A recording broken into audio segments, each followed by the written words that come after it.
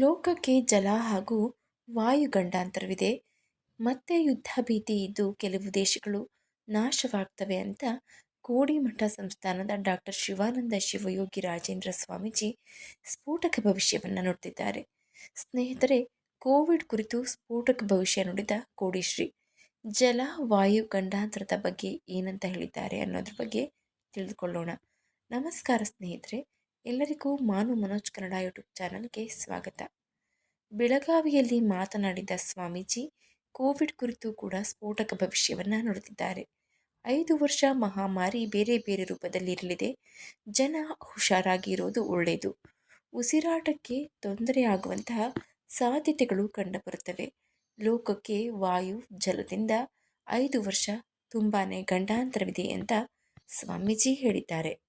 ಮತ್ತೆ ವಾಯು ರೂಪದಲ್ಲಿ ಬಾಧೆ ಅಪ್ಪಳಿಸಲಿದೆ ಎಂದು ಕೋವಿಡ್ ಕುರಿತು ಕೋಡಿಮಠ ಸಂಸ್ಥಾನದ ಡಾಕ್ಟರ್ ಶಿವಾನಂದ ಶಿವಯೋಗಿ ರಾಜೇಂದ್ರ ಸ್ವಾಮೀಜಿ ಸ್ಫೋಟಕ ಭವಿಷ್ಯವನ್ನು ನುಡಿದಿದ್ದಾರೆ. ಬೆಳಗಾವಿಯಲ್ಲಿ ಮಾತನಾಡಿದ ಅವರು 5 ವರ್ಷ ಮಹಾಮಾರಿ ಬೇರೆ ಬೇರೆ ರೂಪದಲ್ಲಿ ಇರಲಿದೆ. ಜನ ತುಂಬಾನೇ ಹುಷಾರಾಗಿರಬೇಕು.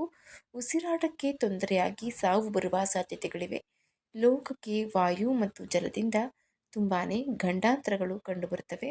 ಹಿಮಾಲಯ ಕರಗಿ ದೆಹಲಿಯವರೆಗೆ ತಲುಪಲಿದೆ. ಮೇಘಸ್ಫೋಟ ಕೂಡ ಆಗುವ ಸಾಧ್ಯತೆಗಳಿವೆ. ಭೂಕಂಪ ಸಂಭವಿಸಲಿದೆ.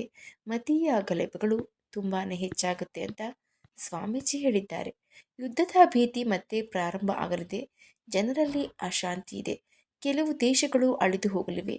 ಹೊಸ ದೇಶಗಳು ಉತ್ಪತ್ತಿಯಾಗ್ತವೆ.